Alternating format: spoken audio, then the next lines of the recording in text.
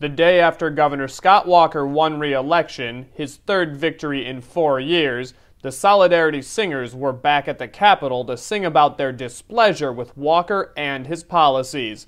While the protesters gathered in the Rotunda, Republican leaders were laying out their plans for the upcoming session.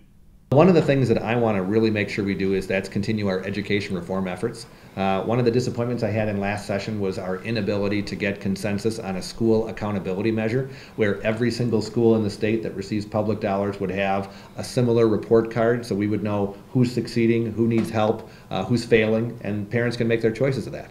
So that's one thing I'd like to get done right away. I'd like to focus on getting some campaign reform done early in the session. One of those is a reform of the GAB, so that we can have a process where the GAB is neutral and fair, as opposed to one where it seems to put the thumb on the scale. Assembly Speaker Robin Vos also said he hopes to make changes to the Common Core educational standards.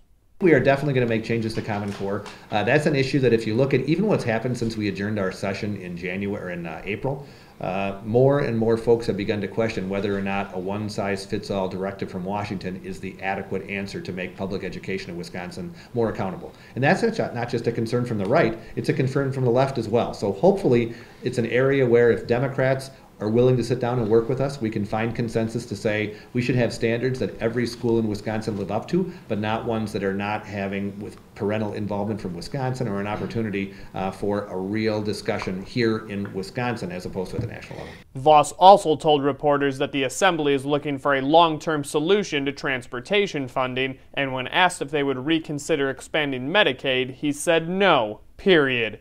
Shortly after the Speaker's press conference, Walker held his first cabinet meeting since being re-elected. Walker told the heads of each state agency that he wants to build on the work they did in his first term. My focus really was on being here with you today, literally as I heard the results, because you're our team. You're the ones that help us make things happen. And so I'm excited to be here today. We've gone through this before, so we're kind of used to it, having a similar type of experience June 2 years ago with the cabinet, but we're ready to get to work. And one of the great opportunities we have, and I talked about this last night, it's something I clearly heard, Rebecca heard out on the campaign trail, that people want more effective, more efficient, more accountable government. We've done that over the last 4 years.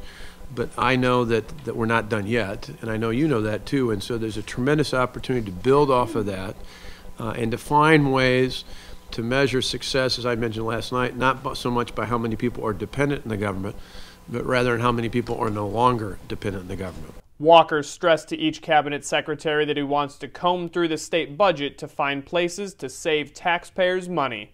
Let's take this time, particularly over the next 2 months, as we prepare to be sworn in again as your governor and lieutenant governor, let's take the time to look agency by agency, division by division, employee by employee, and really say, what do we do well? What do we need to keep doing? And what do we need to do better? And what maybe do we need not be doing at all? The governor also said he wants a speedy budget process and plans to start meeting with legislative leaders immediately. While the governor and legislators plan to move on from the election, the protesters just keep singing.